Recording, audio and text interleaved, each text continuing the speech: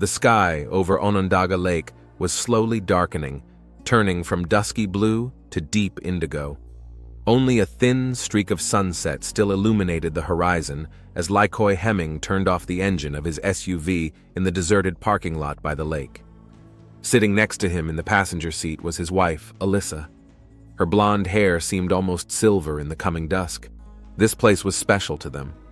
26 years ago, he had proposed to her right here. They hadn't been back here much over the years, but today Alice had asked him to bring her to the lake. She said she wanted to talk about something important. Getting out of the car, they walked slowly toward the water along the narrow path. Alice walked ahead. Her figure in a light summer dress seemed fragile against the massive shadow of her husband. The breeze brought a chill from the water, and she shivered slightly. "Cold?" Likoi asked, catching up with her. "No, it's fine," Alice replied without turning around. They stepped out onto a small wooden dock. The water was splashing quietly against the pilings, and somewhere in the distance a nightbird was croaking. Alice stopped at the very edge and looked down at the dark water, where the first stars were reflected. "I've wanted to talk to you for a long time," she began quietly. "We need a divorce." There was a heavy silence in the air, broken only by the splashing of the water. "Divorce?" Likoi asked in a tone as if he had heard a ridiculous joke.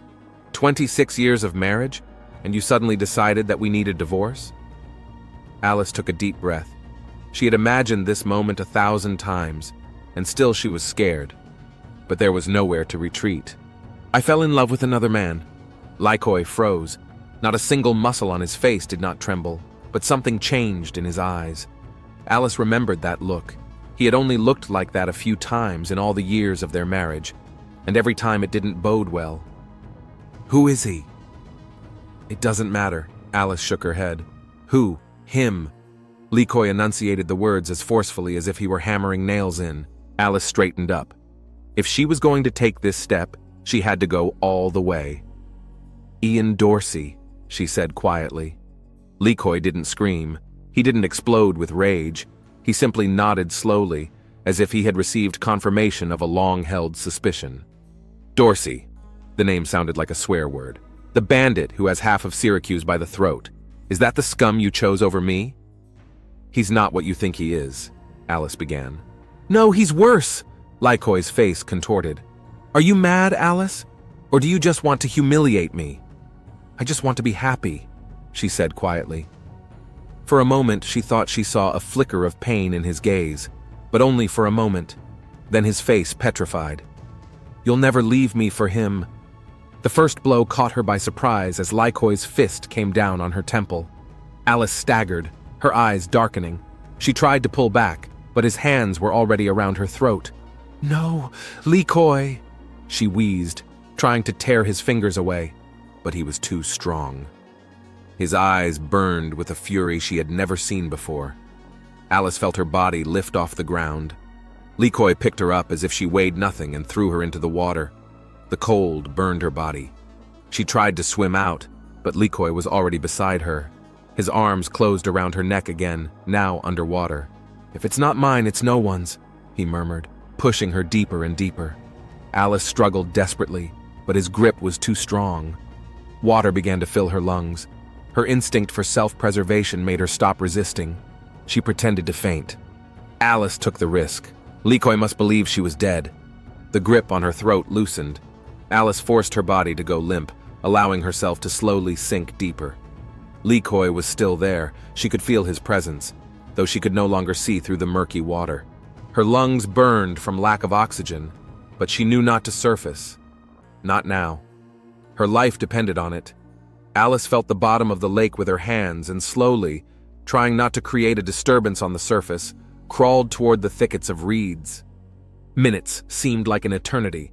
Her lungs were bursting with pain.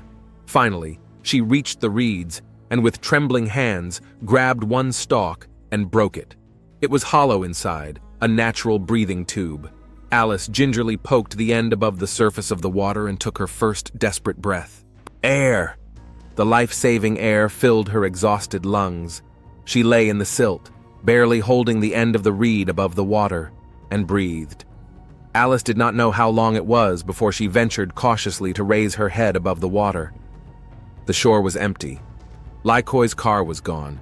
There was some kind of body floating near where they had tried to drown her. A woman's body, with long blonde hair. In the darkness, it could easily be mistaken for her. Fate had given her a chance to survive. Lykoi saw the drowned woman and decided that the deed was done. Shivering from cold and shock, Alice slowly made her way to the shore.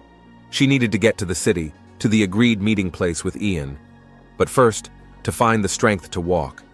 Their meeting with Ian Dorsey had taken place 9 months ago. In Thorndon Park, Alice was returning home in the late afternoon, taking a shortcut through the park, when she heard a child crying and screaming for help.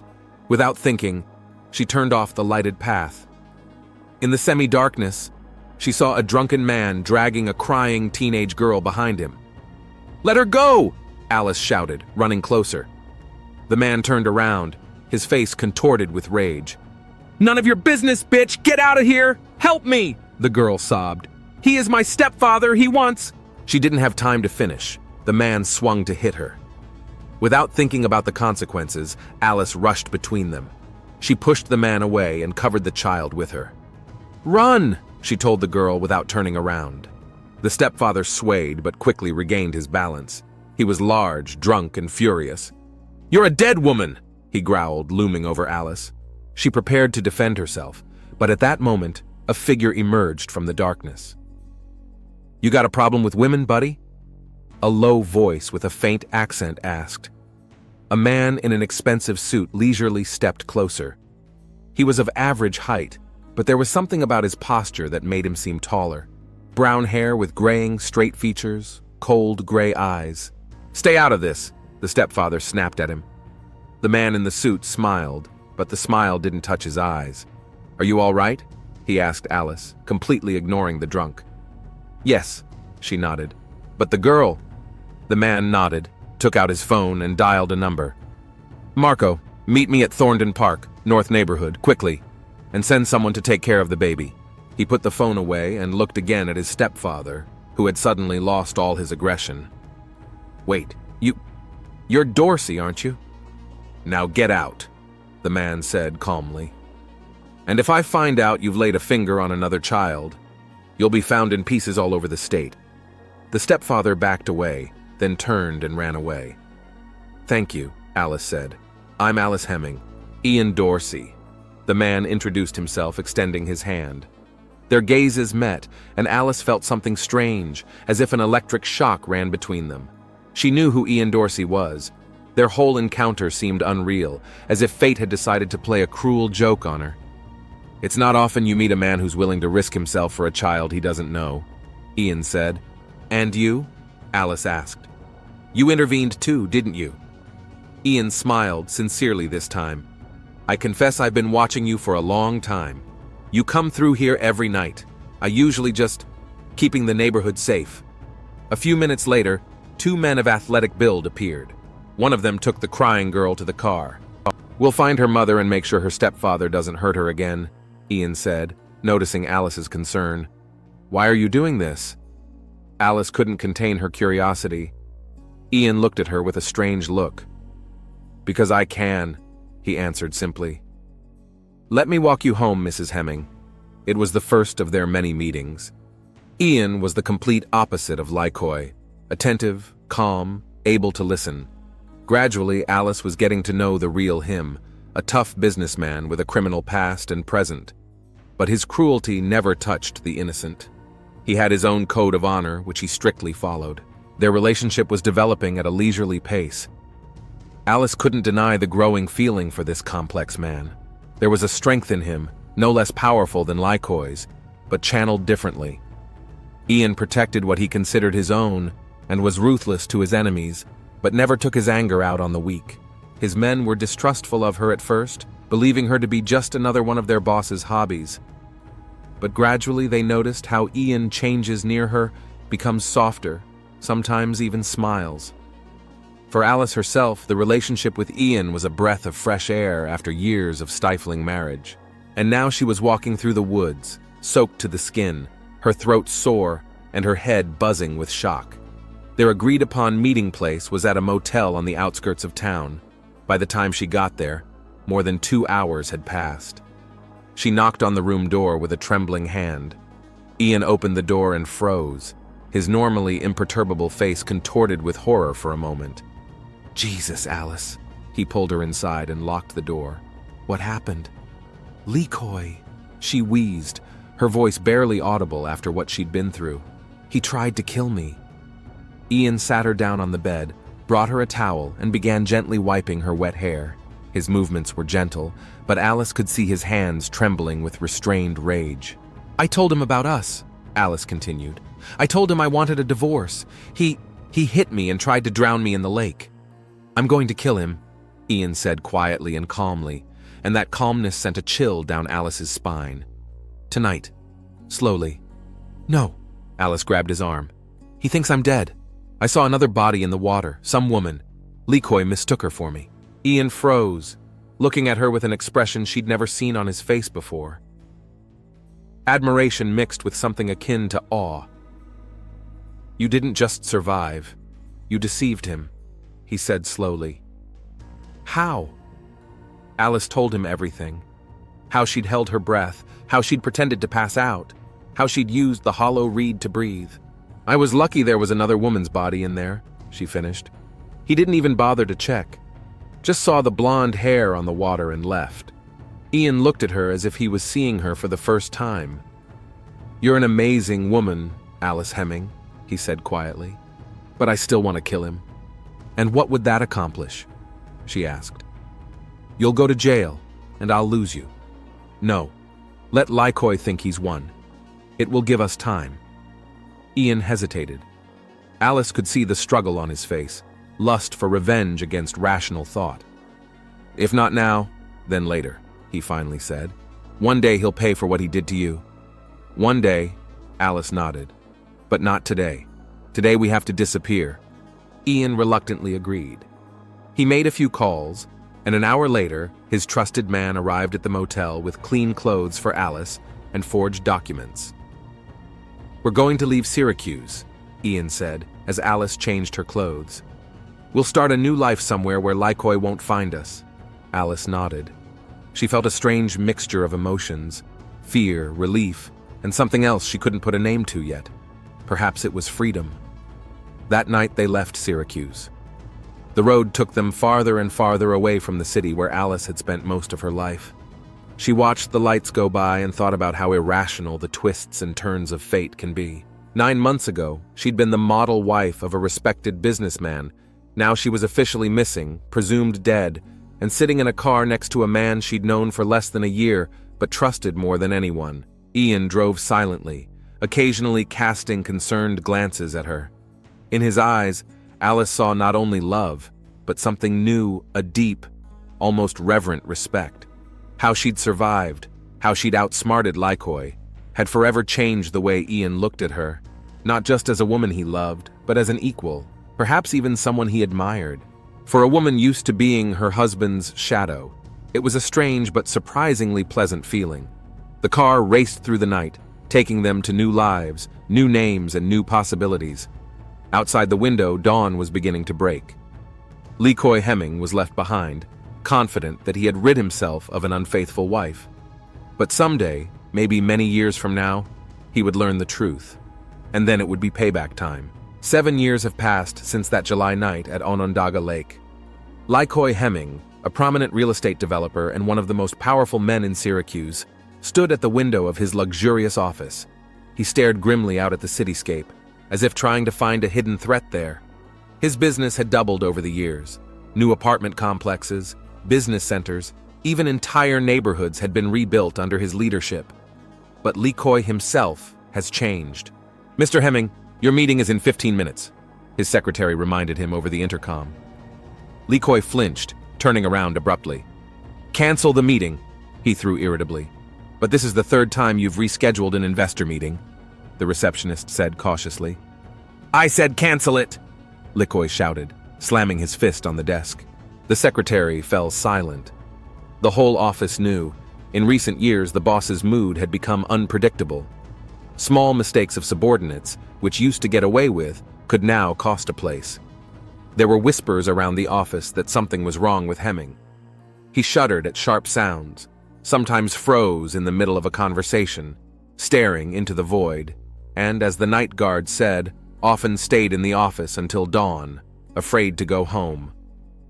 His assistant, Guri, once found the boss asleep right at his desk. Likoi awoke from a nightmare with the name Alice on his lips. 1,000 kilometers away from Syracuse, in bustling Chicago, the real Alice sat behind a huge mahogany desk. In front of her lay documents concerning new shipments. Her blonde hair, gathered in a strict bundle, emphasized the delicate features of her face. Around the table sat 4 men, each of whom, in another situation, might have been intimidating. "I think we should change suppliers," Alice said calmly, putting the documents aside. "The risk is too great." "But we've been working with them for 3 years.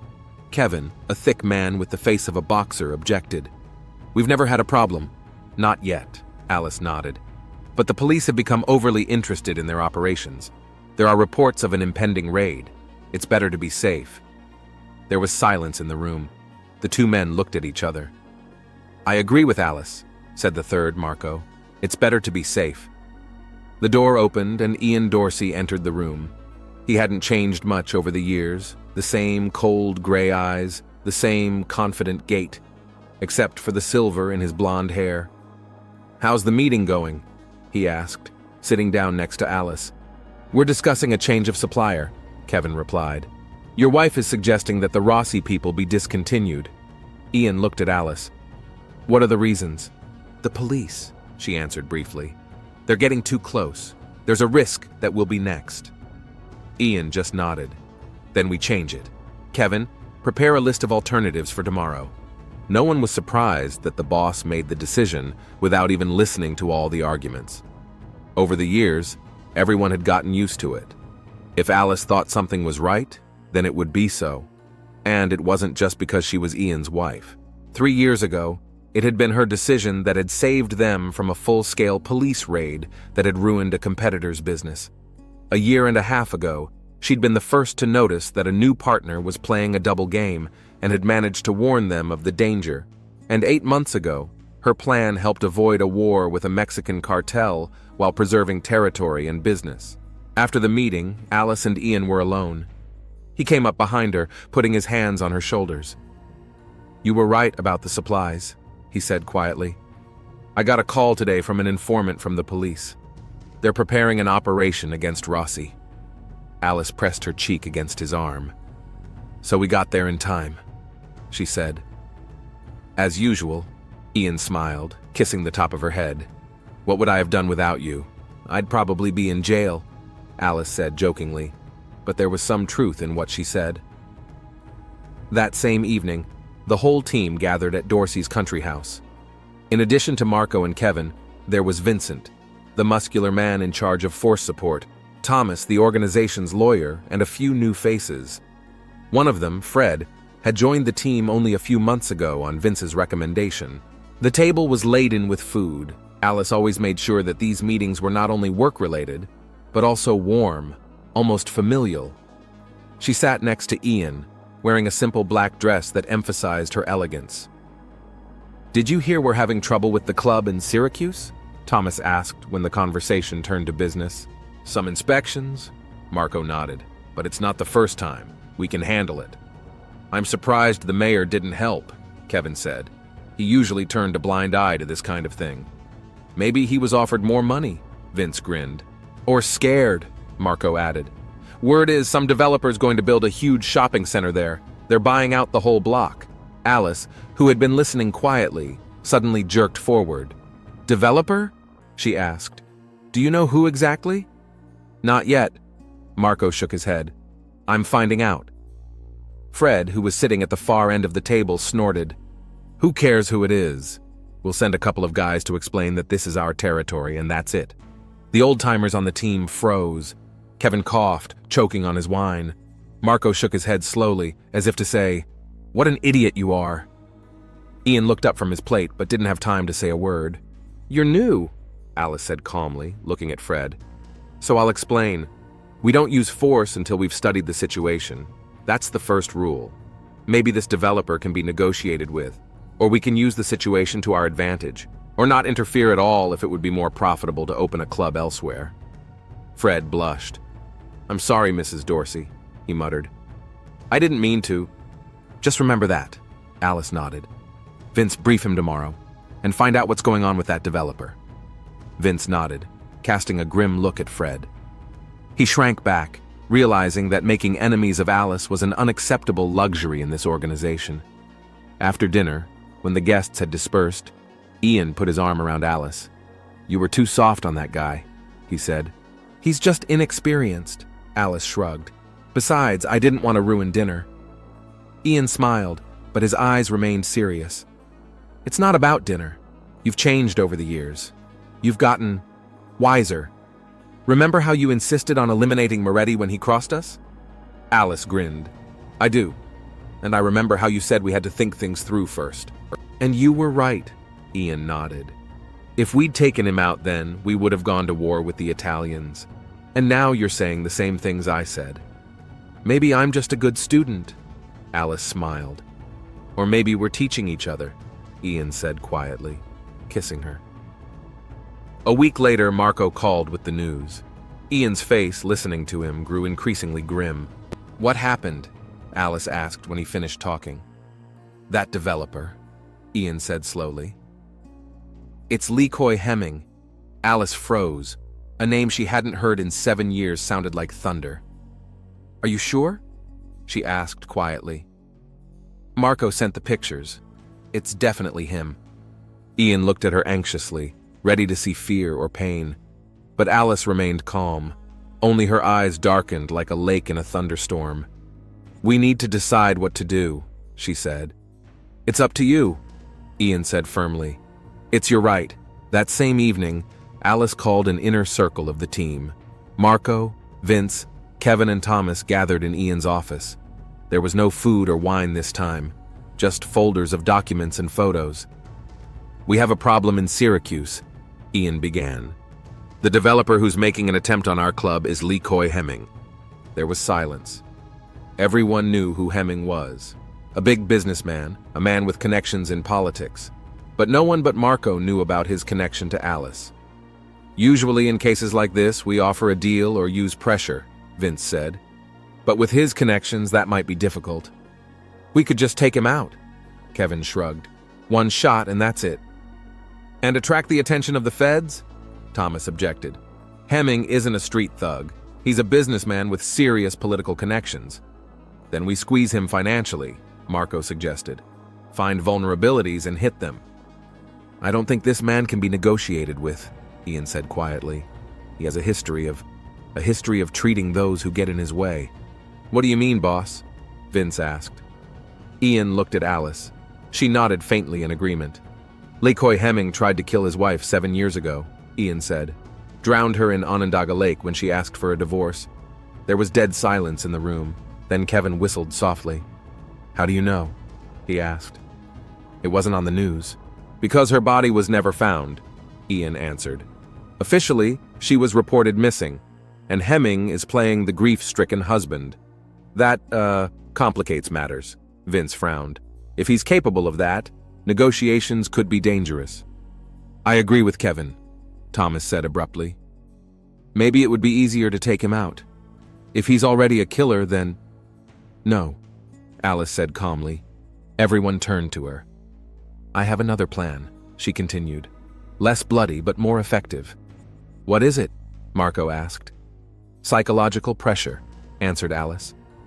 "Hemming has been hiding his crime for 7 years. He has built a reputation as a grieving widower. What if that reputation is shattered?" "How do you propose to do that?" Ian asked. "We don't have the evidence." "We don't need evidence for a trial," Alice shook her head. "We need to undermine his own confidence. First the little things, the strange phone calls, the letters without text, the pictures of the lake, then the women who look like his wife glimpsed in the crowds around him, the notes, calls in the middle of the night." "Are you trying to drive him crazy?" Kevin asked in surprise.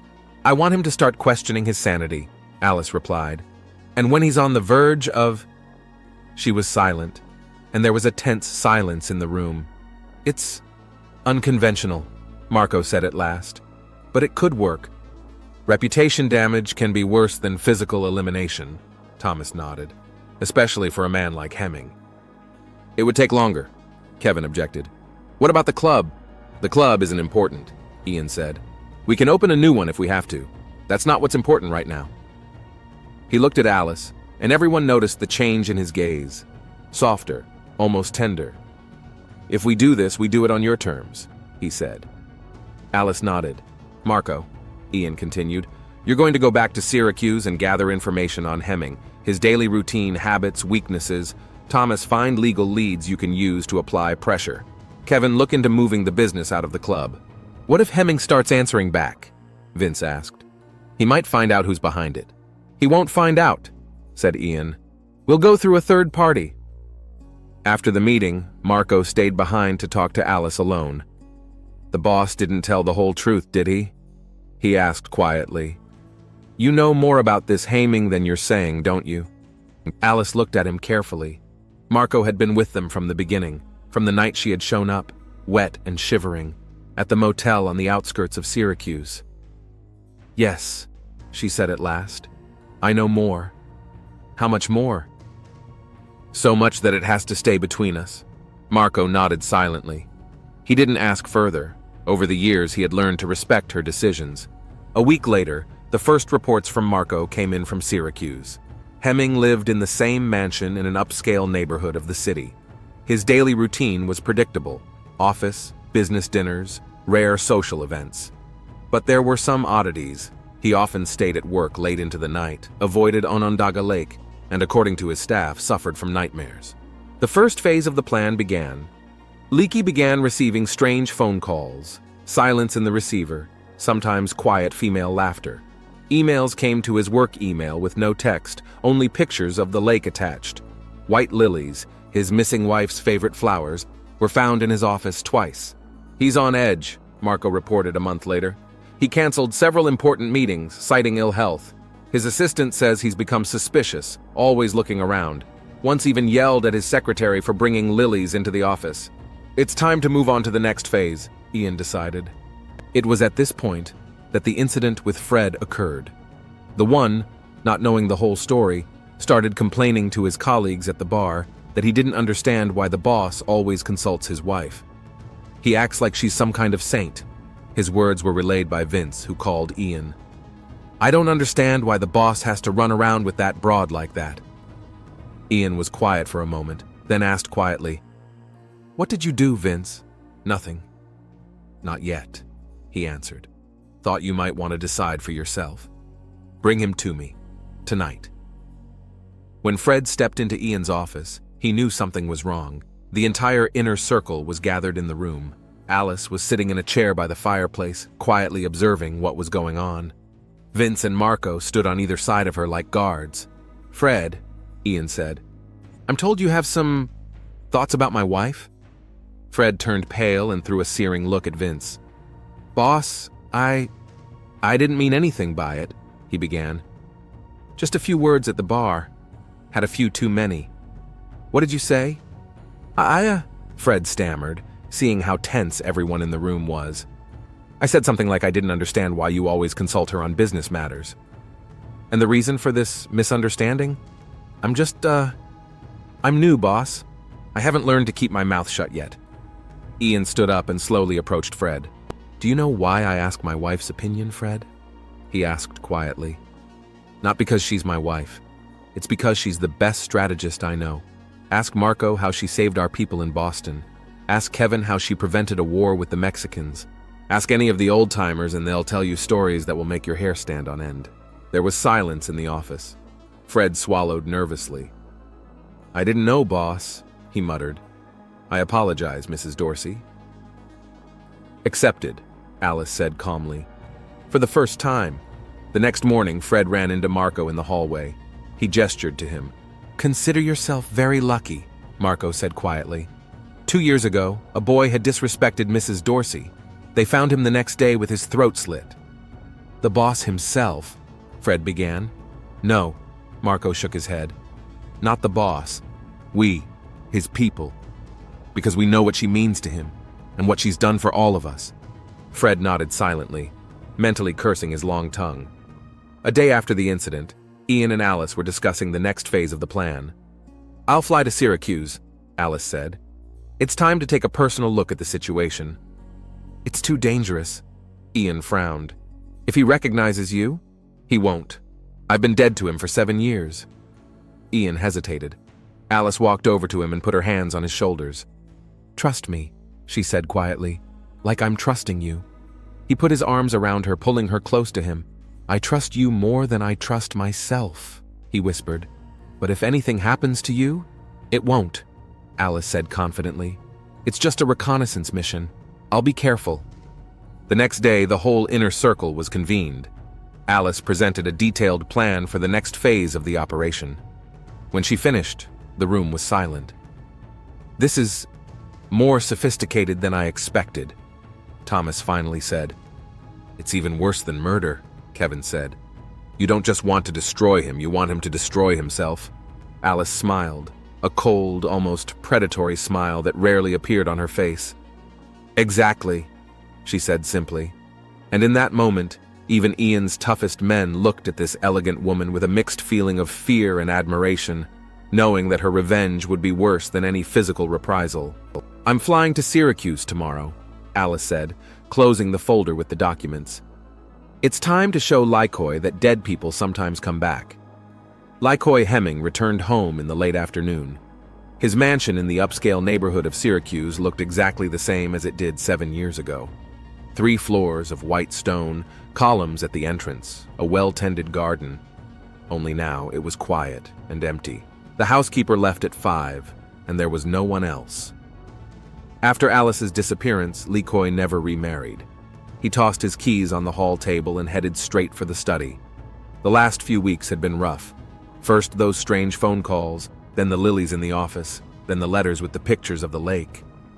The doctor had prescribed him a sedative, but Lykoi almost didn't take it. He was afraid of losing control. In his office, he poured himself a generous portion of whiskey and collapsed into a chair. His head was buzzing with fatigue. The shopping center project that was supposed to be the pinnacle of his career had stalled. 2 investors had suddenly withdrawn without explanation, and this morning the secretary had put a newspaper on his desk with a headline about Alice Hemming's disappearance, as if it were breaking news, not 7 years old.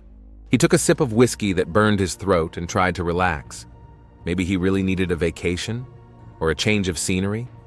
Lykoi rubbed the bridge of his nose, closed his eyes, and took a deep breath. When he opened them again, he almost dropped the glass. Standing in the doorway of the study was Alice. She was wearing the same light-colored dress she had worn that night by the lake. Her long, blonde hair fell loosely around her shoulders. She looked exactly the same as she had 7 years ago, except paler. "Lykoi, honey, why are you so late?" she asked with a slight smile. "I was expecting you for dinner." The glass fell out of his hand and shattered on the floor. Lykoi jumped up, knocking over the chair. "That's impossible!" he wheezed. "You're dead!" Alice frowned, taking a step forward. In the dim light of the table lamp, she seemed almost ghostly. "Dead?" she asked with genuine bewilderment. "What are you talking about? I've been home all day." Lykoi took a step back, bumping his back against a bookcase. "No," he shook his head. "That's impossible. 7 years ago. Lake." "Lake?" Alice moved closer, and now Lykoi could see every feature of her face, so familiar and impossible. "We were at the lake last night, remember? You wanted to talk." A few blocks from the Hemming mansion, in an inconspicuous van parked under the trees, Ian Dorsey was staring intensely into the monitor screens. The 5 cameras installed by Marco's men in the Lykoi house were relaying what was happening in real time. Marco and Vince sat beside him, ready for immediate action. "What a game," Vince said quietly, glancing at the monitor where Alice was staring at the pale Lykoi with perfect bewilderment. "I'd put a bullet between his eyes if I were her."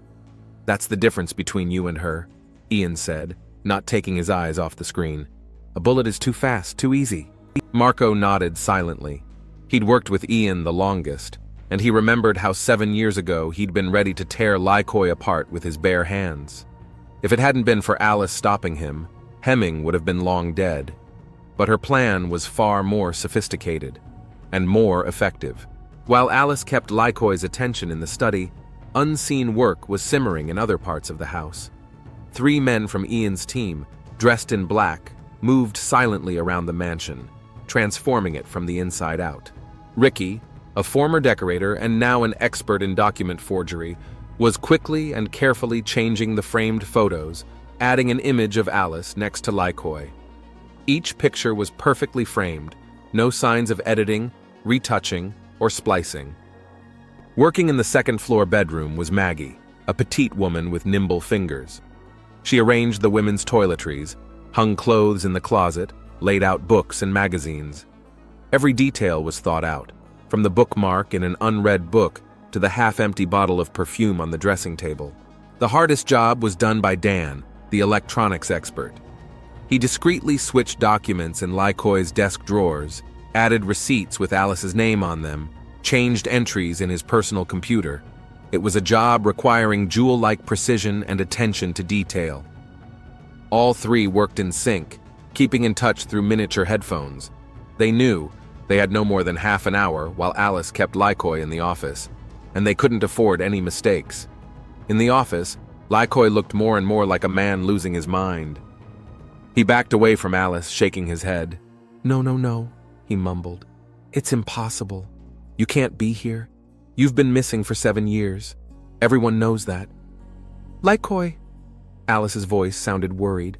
Were you on any medication? Or maybe you had a very realistic dream? She walked over to the bookcase and pulled out a photo album, the same one that Ricky had managed to switch out just 10 minutes ago. Look, she said, opening it. These are pictures of us from last year's vacation in Italy. And here's our Christmas. And here's your mom and I at her 70th birthday party. Lycoy stared at the pictures.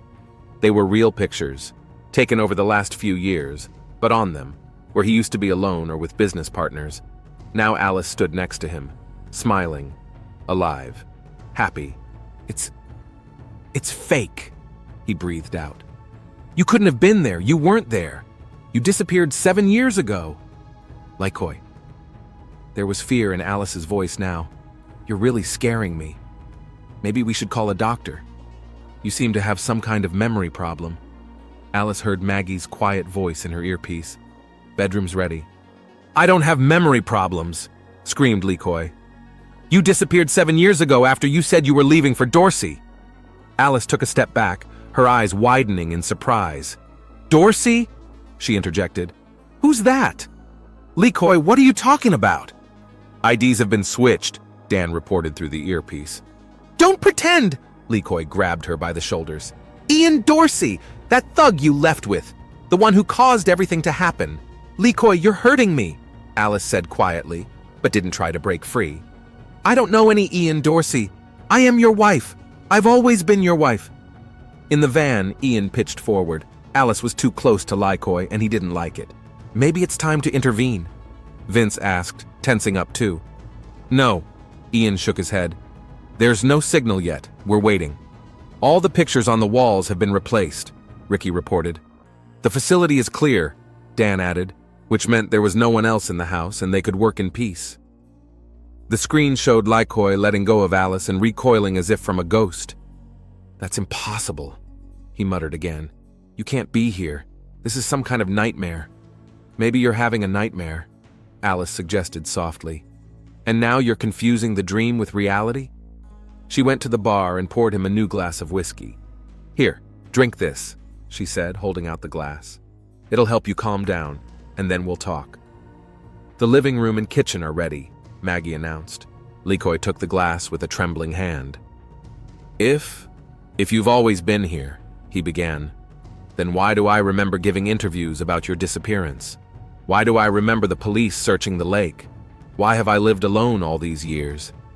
You didn't live alone, Lycoy, Alice said softly. We've been together all these years. Every day, every night. You really don't remember that? She walked over to the desk and opened a drawer, pulling out a stack of envelopes that Dan had switched out just a few minutes ago. Here, look, she said, holding them out to Lycoy.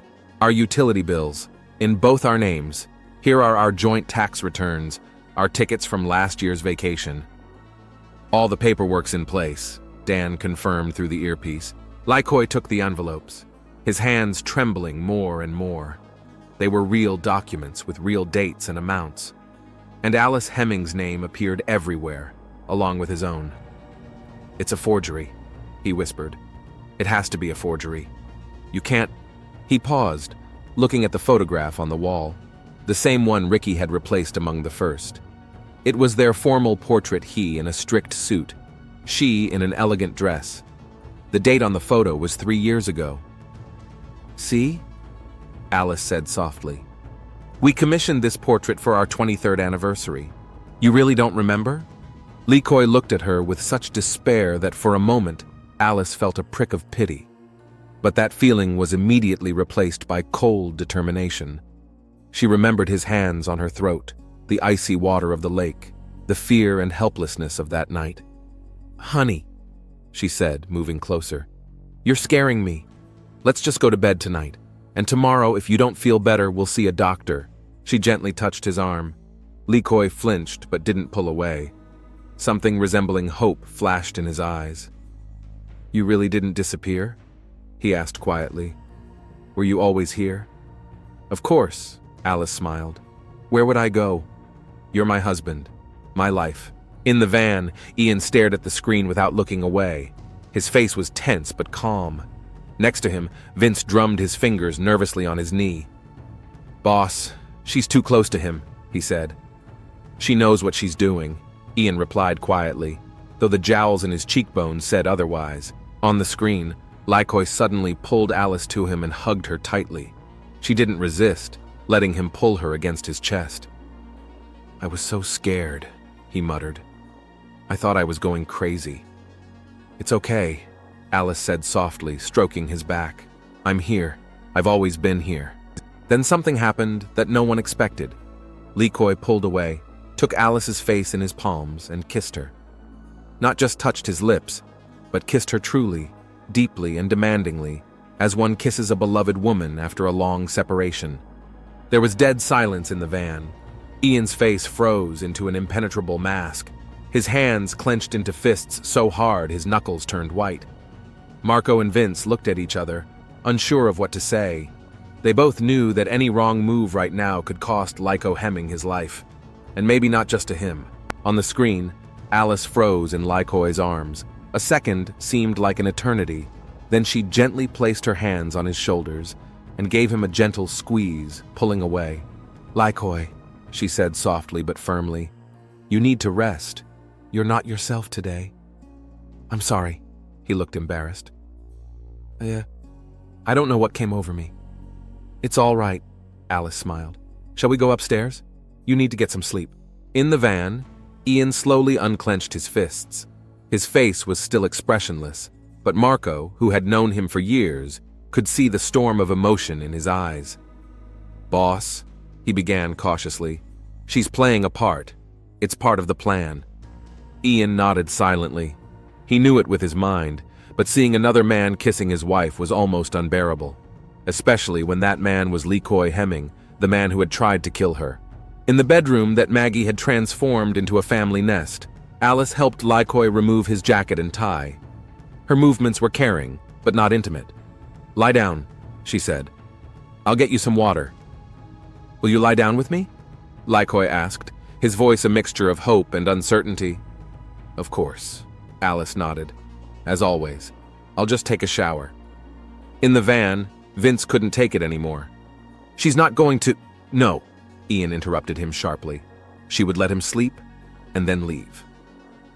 40 minutes later, Alice left Lykoi's house and walked briskly to the agreed meeting place. She was picked up by an inconspicuous car that took her to a van. When she stepped inside, there was a tense silence in the room. Ian stood to meet her, his face still expressionless, but when their gazes met, she saw in his eyes everything he'd been through that evening. Alice walked over to him and hugged him, tightly and sincerely. "I love you," she whispered. "Only you. Always only you." Ian hugged her back, pulling her close as if he was afraid to let her go. "I know," he said quietly, "but it was hard." They stood like that for several long seconds, oblivious to the presence of the others. Then Alice pulled away and looked at the transformation team, who had already returned and were now watching them. "You were great," she said. "It worked out even better than I expected." "It's an honor to work with you, Mrs. Dorsey," Ricky said sincerely. "After you got us out of that mess in Philadelphia, we're ready for fire and water." But one of the crew, Jake, a young man who had recently joined them, was shuffling nervously from foot to foot. He obviously wanted to say something but didn't dare. "What is it, Jake?" Marco asked, noticing this. "Yep, nothing," he shook his head. "It's all right. Go ahead," Vince said. "Whatever it is, you'd better say it now." Jake took a deep breath. "It's just that kiss," he said finally. "I realize it was part of the plan, but..." "But what?" Ian asked coldly. "Well, it was cheating, wasn't it?" Jake muttered, immediately regretting what he'd said. There was dead silence in the van. Ricky and Maggie backed away from Jake as if he were a leper. Dan closed his eyes, as if he didn't want to see what was about to happen. Marco and Vince tensed, ready to intervene if necessary. Ian looked at Jake with a long, appraising stare. Then, to everyone's surprise, he laughed softly. "Jake, right?" he asked. "You've been with us, what, a month?" "2, boss," he mumbled. 2 months, Ian nodded. "And you didn't see Alice save our business when the Mexicans decided they could dictate terms to us. You didn't see her personally punish a traitor in our ranks who was leaking information to the feds. Didn't see her risk her life to get our men out of that massacre in Detroit." He paused. "But you dared to call her actions today treason," he continued quietly. "Treason, Jake, is when you betray a trust. It's when you act against the interests of those you've sworn allegiance to. Tell me, what if what my wife did today was against me or our cause?" Jake was silent, his head down. "My husband was ready to kill Lykoi 7 years ago," Alice said calmly. "With one shot, or, as Vince preferred, with a knife between the ribs. It would have been quick and easy." She stepped closer to Jake. "But what would be the point? We'd lose billions because of the attention it would draw. The murder of a powerful businessman isn't just a crime spree, it's a federal investigation. And now Marco's involved, he's ruining his own life. Everyone thinks he's losing his mind, his business is failing, his reputation is destroyed, and no one, not even the most meticulous cop, will connect it to us." "And you call that treason?" Ian asked quietly. "That my wife, for the sake of our cause, would tolerate the touch of a man who tried to kill her?" Jake looked up. There was genuine shame on his face. I wasn't thinking, boss," he said. "I apologize. You too, Mrs. Dorsey." Alice nodded, accepting the apology. "You better learn to think before you speak," she said without anger. "In our business, ill-considered words can cost lives." Later, when they were alone in the hotel room, Ian finally let out all the emotion he'd been holding back all evening. "I almost broke the monitor when he kissed you," he admitted. "If it hadn't been for Marco, who literally held my hand." "I know," Alice said quietly. "It was not easy for me either." She walked over to him and put her hands on his shoulders. "But you trusted me," she continued. "You let me do what I needed to do, even when it hurt you. That meant a lot to me." Ian put his arms around her, pulling her close to him. "I'll always trust you," he said, "even if it breaks my heart." Just as Alice had predicted, the next day when Lykoi woke up, there was no sign of her presence in the house. The book was gone from the nightstand, the woman's bathroom stall was gone, and there were no women's clothes in the closet. All the pictures that had Alice in them yesterday showed Lykoi alone or with business associates again. During the night, while Lykoi slept, Ian's team had infiltrated the house again and returned everything to its original state. Ricky replaced all the photos with the originals, Maggie removed all the women's belongings, and Dan returned the documents to their original appearance. They worked like a well-oiled machine, leaving no trace behind. That was only the first phase of the plan. Over the next few days, Alice appeared to Lykoi in different guises, that of a caring wife, that of a ghost from the past, that of a vengeful woman who had returned from the dead. And the transformation team worked day and night, changing the environment to fit Alice's new role.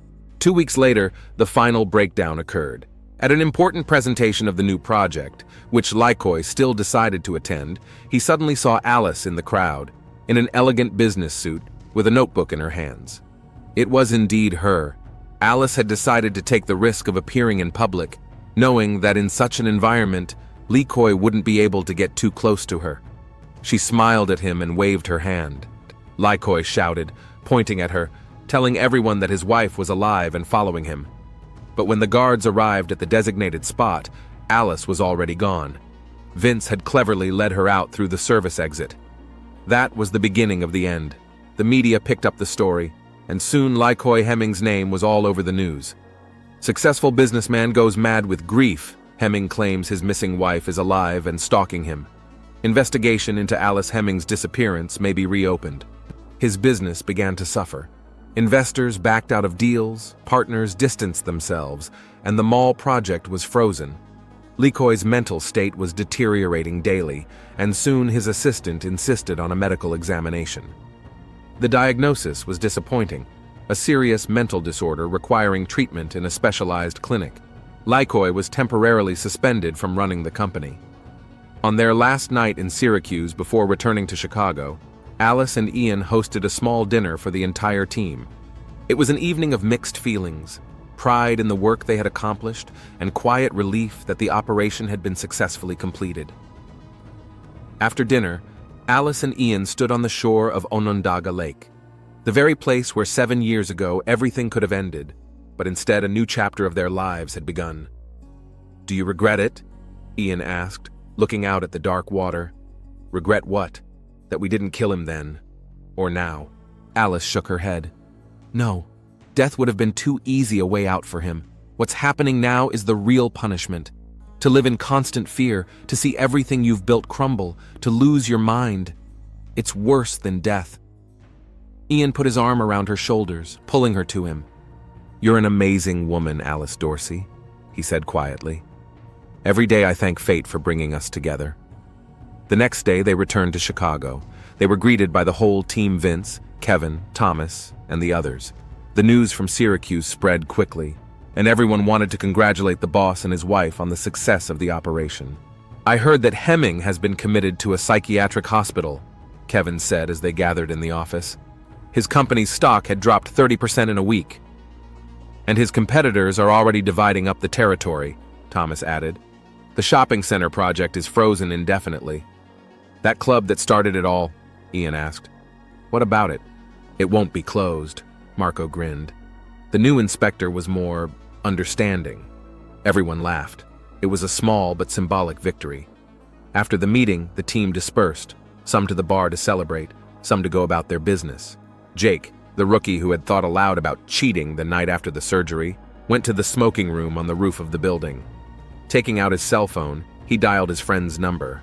"Dude, you're not going to believe this," he said, making sure no one was around.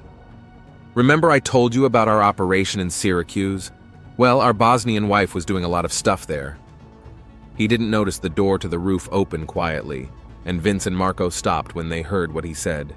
"She was making out with that rich developer," Jake continued, chuckling into the phone. "Right in front of everyone, on camera. And the boss just sat there and watched his woman being groped by someone else. I know it's business. But you'd have to be such a whore to—" He didn't get a chance to finish. Vince was there in 2 steps, knocked the phone out of his hand and grabbed him by the throat, pushing him against the wall. "You—" he growled. "How dare you?" Marco didn't interfere, just picked up the phone and dropped the call. "Boss," he said on his phone, "we've got a situation on the roof. Yeah, it's that idiot Jake. Yeah, again." A few minutes later, Ian and Alice came up to the roof. The look on Ian's face didn't bode well. "Let him go, Vince," Alice said calmly. "Let him explain." Vince reluctantly loosened his fingers and Jake slid down the wall, gasping for air. "Yeah, boss, I didn't mean to," he started. "Shut up," Ian said quietly, and the quiet tone sent a chill down Jake's spine. "Marco, what did he say?" Marco briefly recounted the phone conversation. Ian's face stiffened more and more with each word. "I have to kill you," he said, looking at Jake, slowly and very painfully. "Boss, please," Jake pleaded. I I didn't think. Exactly, Ian agreed. You weren't thinking about what you're saying about my wife, the woman who saved our business from total collapse, the man who risked himself for our business. He took a step forward, and Jake grimaced, expecting a blow, but instead he felt a hand on Ian's shoulder, stopping him. Not here, Alice said quietly. And not now. Ian looked at her, and something in her gaze made him nod. You're right, he said. I won't get my hands dirty. He turned to Marco. Get rid of him. Boss? The man interjected. Not like that, Ian clarified.